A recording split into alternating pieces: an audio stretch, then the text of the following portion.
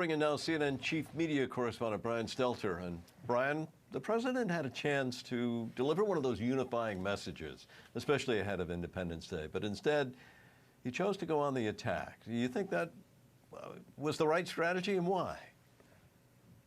It sounded like a Stephen Miller speech, and that is something that appeals to the parts of the president's base that he really focuses on. This is wartime conservatism, this belief that conservatives are at war trying to protect the country from change. That message, I know it resonates well with the Hannity base, but I don't think this speech made any sense unless you had watched hundreds of hours of Fox News and you had read all of Newt Gingrich's books. You know, you have to be fully plugged in to the narrative that the right wing is selling on radio, TV, and online, which is about statues, which is about monuments. You know, when the president says something like he said last night, he said, schools are teaching students to hate their own country.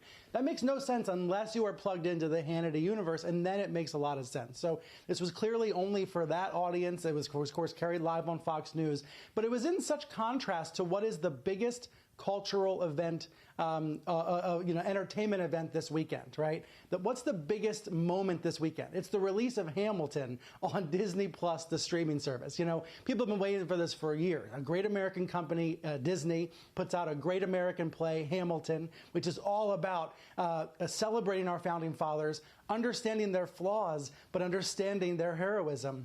And I think it's such an interesting contrast that at the same time the president is at Mount Rushmore delivering a speech for Fox about trying to protect statues, you actually have millions of people, likely millions of people, streaming this extraordinary Broadway play. It really is quite a contrast. And I noticed a bunch of people pointing this out on social media overnight. Also, Ron Brownstein, one of our colleagues, a CNN analyst, he put it this way about the culture war. He said the president of Red America uses this holiday that most connotes national unity and shared heritage to advance his culture war.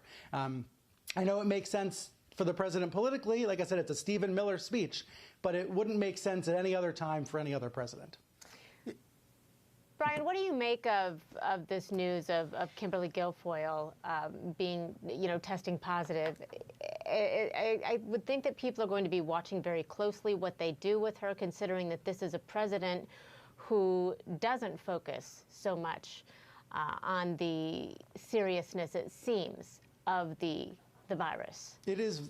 Yeah, it's very worrisome. Look, Kimberly Guilfoyle is essentially a member of the Trump family because she's been dating Don Jr. for years. They are so close. They do everything together. They campaign together. This is very worrisome for the Trump family, given how close she is. Now, look, last weekend, Don Jr. and Kimberly were out at a party in the Hamptons. New York Post reported that nobody was wearing masks at this party. I saw pictures of it on Instagram. The people were just acting like it was a normal time out at a luxury $1 million mansion in the Hamptons. You have to start to reevaluate those choices when you start to hear about people like Kim Guilfoyle getting sick. Although, they say she's asymptomatic, so they're going to take another test, make sure it actually is positive. It's good that she's not feeling sick. Hopefully this will be a quick thing that passes very quickly for her. But I think it absolutely has to be worrisome to the Trump family and to the Trump campaign. Because when you look at the Mount Rushmore event, that was officially a White House event funded by taxpayers. But it looked like a campaign event. That's why Kim and Don Jr. were there, for the campaign. The president keeps going to these events, creating these made-for-TV, made-for-campaign video moments where he's seen at Mount Rushmore. They are very effective for his campaign among his base, but the question becomes, amid the pandemic, at what cost?